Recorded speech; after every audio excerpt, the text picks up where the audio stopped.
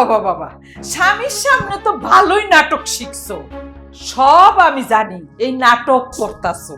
কাম কাজ লাঠে উঠাইয়া দিয়া বিস্তায় ঠাকুর সাজ্জা বইছো, যাতে সব কাম আমি করি। ঠিক না? ভালোই নাটক করতা।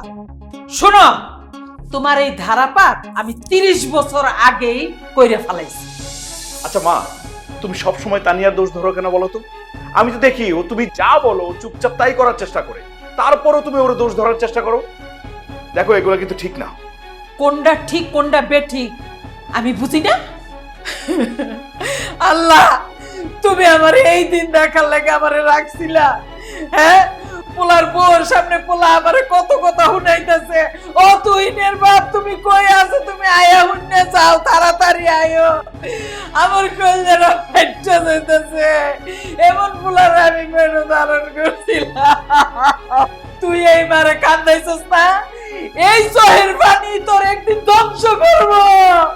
আমি কয়ে দিলাম তোরে।